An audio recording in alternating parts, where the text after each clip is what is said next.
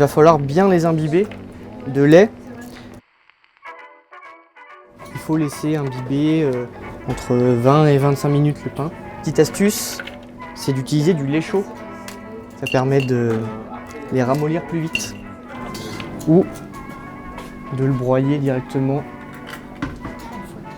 avec un fouet ou avec une louche.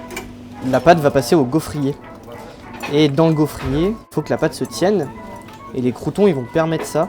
Ils seront bien imbibés, mais ils seront quand même là et ils vont permettre justement à la pâte de bien se tenir.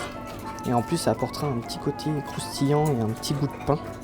Autre technique, c'est d'y aller avec les mains pour malaxer le pain dans le lait. Ça fonctionne bien aussi. Donc 3 œufs.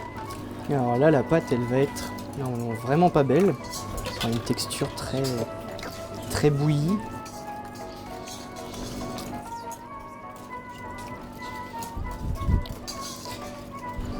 Et 40 g de beurre. Alors là, le plus dur, c'est la croûte qu'il faut essayer de casser. C'est elle qui va mettre le plus de temps à s'imbiber. Et si on trouve que la pâte est encore un peu liquide, on peut rajouter des croûtons. Il faudra le temps que ça imbibe de nouveau, ou mettre un petit peu de chapelure pour faire tenir. Mais là, elle est bien. Il faut une bonne louche pour passer au gaufrier et bien répartir après.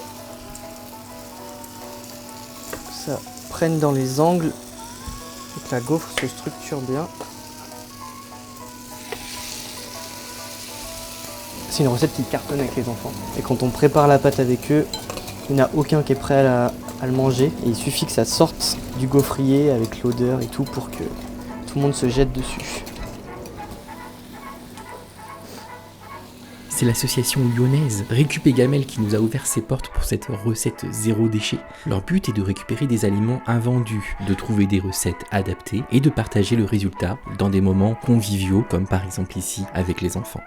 Pour les habitants de la ville de Lyon, je vous laisse en description de la vidéo un lien vers l'excellent guide Anciella qui répertorie toutes les structures qui dans la région s'investissent dans l'environnement sous une forme ou sous une autre.